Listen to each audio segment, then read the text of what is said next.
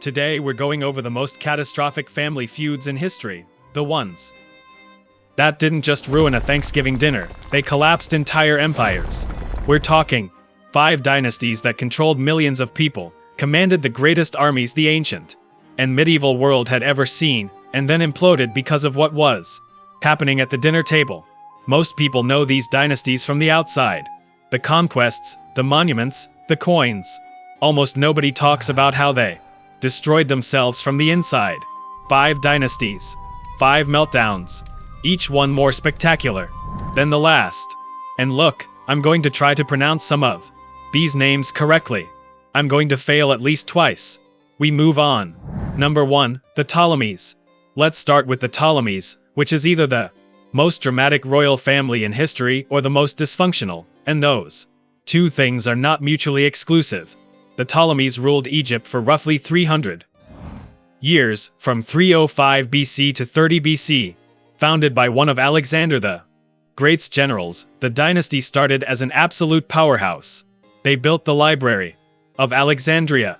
They controlled the most fertile grain-producing land in the ancient world. They were legitimately impressive. But they had a policy, and this policy is going to do a lot of work in this story, of keeping power strictly within the family. And when they said /within the family /, they meant it in the most extreme possible interpretation.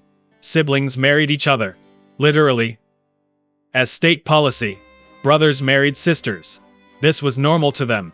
This will become important in approximately 30 seconds. The first real domino falls with 2 brothers sharing the throne, Ptolemy VI and Ptolemy VIII. They're co-ruling Egypt alongside their sister Cleopatra II. And yes, there were many Cleopatras. It's confusing. Stay with me. Ptolemy VIII had a nickname given to him by the people of Alexandria. They called him Physcon. It means /fatty, his own subjects coined that nickname. That tells you something about the man's public image before we even get to what he did next. Physcon decides co-ruling isn't enough. He wants everything. So he murders his nephew, his own sister's son, on the boy's wedding day, at the feast, while the celebration is still happening.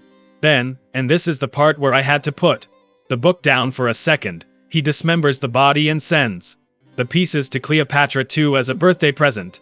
Not metaphorically. An actual box with her son's remains inside it. I want to stay here for one moment because who approves that plan? At what point in the logistics of this does nobody in the room say / sir? Perhaps reconsider /. Apparently, not a single person. Anyway, here's what makes it worse. Cleopatra II doesn't collapse. She raises an army.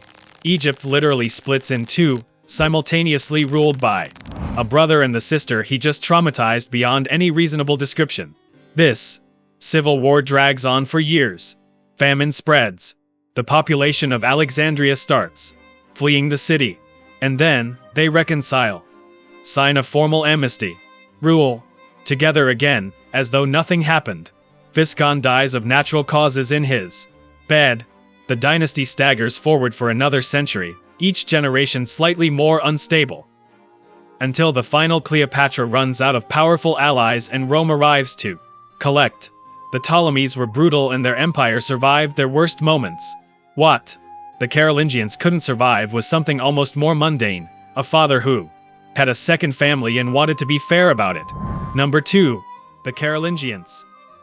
Charlemagne built the largest European empire since Rome. When he died, in 814 AD, his son Louis the Pious inherited the whole thing, which was an extraordinary piece of luck for Louis. Louis had 3 sons from his first wife, Lothair, Pepin, and Louis. He divided the empire among them, according to standard Frankish inheritance practice, reasonable, expected, fine. Then Louis remarried, had a 4th son, Charles, later known as Charles the Bald. Louis wanted to carve out a share of the empire for baby Charles too. The older brother's reaction was immediate, total, and furious. 833 AD, the 3 older sons raise armies, march on their father, and force Louis, the emperor of the Franks, the most powerful ruler in Europe, to perform public penance at a church in Soissons. They made him kneel before a congregation.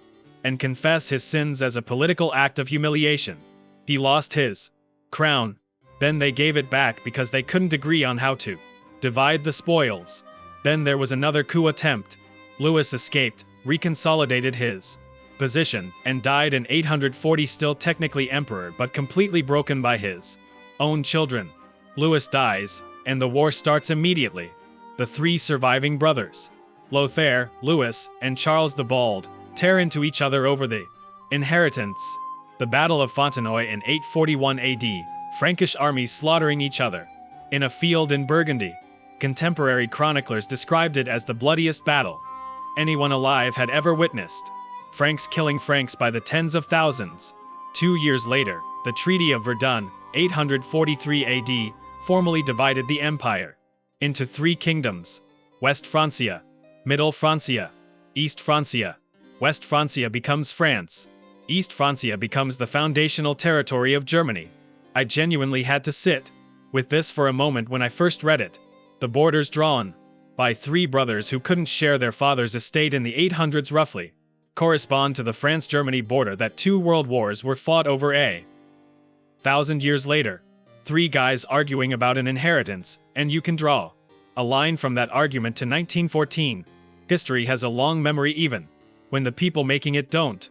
The Carolingians needed an actual war to destroy themselves. The Julio-Claudians, Rome's first imperial dynasty, managed to do most of it through poisonings, paranoia, and one family that treated succession planning like a competitive elimination sport. Number 3, the Julio-Claudians. Augustus, Tiberius, Caligula, Claudius, Nero. 5 emperors, 1 bloodline, roughly 100 years from 27 BC to 68 AD. The dynasty that transformed Rome from a republic into an empire, and then nearly broke it entirely. Almost every single transfer of power in this family involved assassination, exile, or a death that looked suspicious on close examination. /natural causes / among the Julio-Claudians is always worth interrogating. Augustus had no surviving male heirs of his own blood, only a daughter, Julia. He adopted and groomed relatives and stepsons as potential successors. His wife Livia had a son from her first marriage, Tiberius. Livia wanted Tiberius on the throne. Every other candidate Augustus elevated died young. His grandsons Gaius and Lucius, dead before adulthood. His nephew Marcellus, dead. Ancient sources directly accused Livia of poisoning her way through the competition. We cannot prove it. The pattern is, however, remarkable. Augustus himself died in 14 AD after eating figs from his own garden. Livia controlled the garden. Ancient sources mention this detail pointedly. Tiberius became emperor.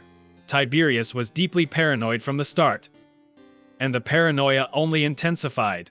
He eventually abandoned Rome entirely and ruled from the island of Capri for the last decade of his reign, leaving a man named Sejanus running the capital as his enforcer. Sejanus then began positioning himself as a future emperor, systematically eliminating members of Tiberius's actual family. Tiberius eventually recognized the threat, had Sejanus executed, then executed Sejanus's children, then his ex-wife. The Roman Senate applauded every single execution because they were terrified of being next. Tiberius died in 37 AD, almost certainly smothered, possibly by Caligula, possibly by his own Praetorian Guard commander. The sources disagree. Nobody was especially sad. Caligula starts well, frees political prisoners, ends the treason trials, genuinely popular. Then he gets seriously ill in 37 AD. Recovers, and something in his brain has fundamentally shifted.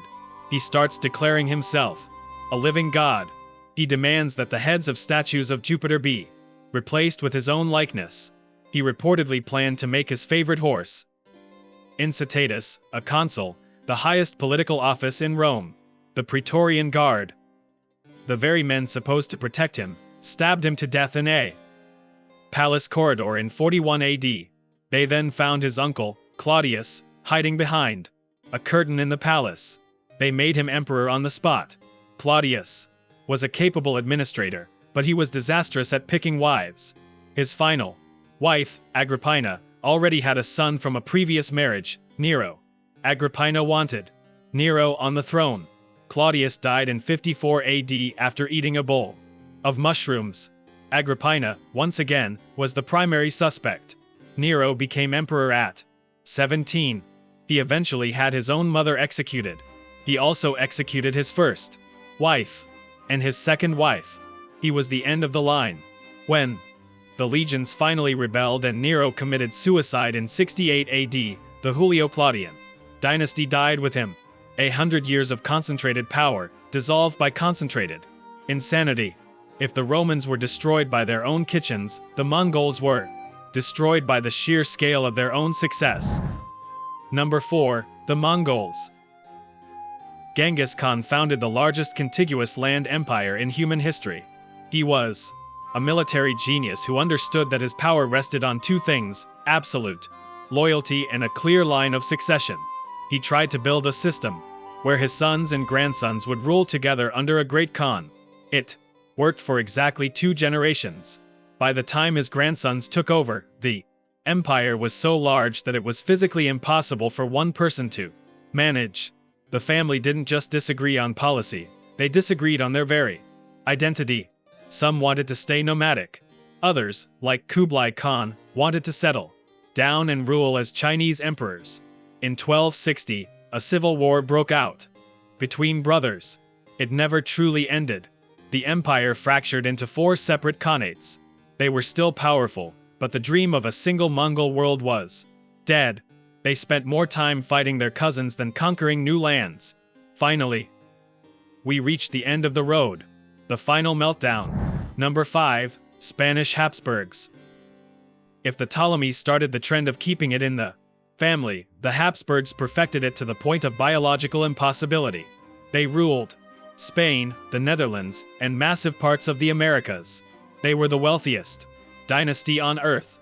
But to keep that wealth, they married their cousins and their nieces, generation after generation. By the time we get to Charles II of Spain in the late 1600s, the genetic bill had come due. Charles couldn't chew his food properly because his jaw was so deformed. He didn't speak until he was 4. He didn't walk until he was 8. The ambassadors described him as looking like an old man when he was still a teenager. He had no heirs. He was the literal end of the line. When he died in 1700, the dynasty didn't just end, it triggered the War of the Spanish Succession. Half of Europe went to war over his empty chair, because his family couldn't imagine a world where they weren't in control. 5 families. 5 different ways to lose everything. Whether it was the murder of a nephew, a fight over a father's map, a poisoned garden, or simply the biology of keeping it too close. It's a reminder that history isn't just made by grand ideas and sweeping movements. It's made by people. Petty people. Paranoid people. People who would rather watch their world burn than see a cousin take their seat at the table. These were the most powerful families on Earth, and in the end, they were their own worst enemies. Thanks for watching. If you enjoyed this dive into historical disasters, hit subscribe. There are plenty more families in the vault. And trust me, they only get weirder from here. See you next time.